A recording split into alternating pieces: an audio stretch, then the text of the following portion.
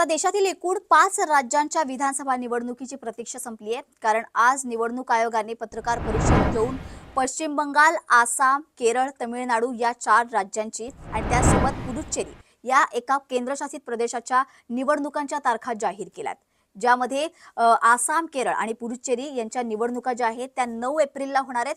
तर तमिळनाडूची निवडणूक 23 एप्रिलला आणि पश्चिम बंगालची निवडणूक आहे ती 23 एप्रिल आणि 29 एप्रिल अशा 2 टप्प्यांमध्ये पार पडणार आहे. तर या सगळ्यांचे निकाल जे आहेत ते 4 मेला लागणार आहेत.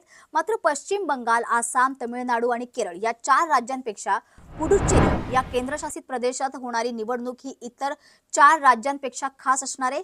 कारण पुडुच्चेरीमधील निवडणुका या भारतातील इतर राज्यांच्या निवडणुकांपेक्षा काही बाबतीत वेगळ्या आणि विशेष मानल्या जातात. याचं मुख्य कारण म्हणजे पुडुच्चेरी हे पूर्ण राज्य नसून हे एक केंद्रशासित प्रदेश आहे. भारतातील बहुतेक केंद्रशासित प्रदेश आहेत ज्यांच्या विधानसभा नसते. मात्र पुडुच्चेरीमध्ये विधानसभा आणि मुख्यमंत्री पदाची व्यवस्था आहे आणि त्यामुळेच इथे लोकसभा निवडणुकांप्रमाणेच विधानसभेची पण निवडणूक होते आणि इथे स्थानिक सरकार देखील स्थापन केलं जातं. पुडुच्चेरी विधानसभेमध्ये एकूण 30 निवडून आलेले आमदार असतात. मात्र याशिवाय आणखी एक विशेष बाब म्हणजे इथे 3 आमदार नियुक्त केले जाऊ शकतात आणि हे आमदार गव्हर्नमेंट ऑफ इंडिया कडून नियुक्त केले जातात. या आमदारांना विधानसभेत मतदानाचा अधिकारही असतो आणि त्यामुळे अनेक वेळा सरकार स्थापन करताना किंवा बहुमत सिद्ध करताना या नियुक्त आमदारांची भूमिका ही अत्यंत महत्त्वाची मानली जाते. भारतातील बहुतांश राज्यांमध्ये अशी व्यवस्था नसल्यामुळे पुडुच्चेरीची निवडणूक प्रक्रिया ही त्या इतर राज्यांपेक्षा वेगळी मानली जाते. पुडुच्चेरीचे आणखी एक वैशिष्ट्य म्हणजे त्याचा भौगोलिक विस्तार. पुडुच्चेरी हा एक सलग प्रदेश नाहीये, त्याचे 4 वेगवेगळे भाग आहेत ज्यात पुडुच्चेरी, करैकाल, माहे आणि यनम असे 4 भाग असतात जे भारतातील वेगवेगळ्या राज्यांमध्ये वेगवेगळ्या ठिकाणी पसरलेले आहेत. उदाहरणार्थ माहे केरळमध्ये येतं, यानम जे आहे ते आंध्र प्रदेशमध्ये आणि करैकल हे तमिळनाडूमध्ये येतं.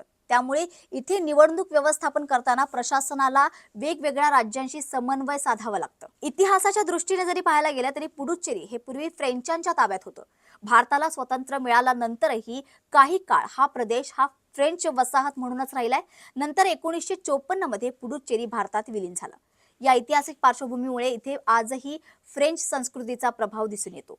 स्थानिक राजकारण, भाषा आणि सामाजिक रचना यावरही या इतिहासाचा काही प्रमाणात परिणाम दिसून येतो. याशिवाय पुडुच्चेरीमधील लेफ्टनंट गव्हर्नर आणि निवडून आलेले मुख्यमंत्री यांच्यातील अधिकारांचे संतुलन हा मुद्दाही बऱ्याचदा चर्चेत असतो.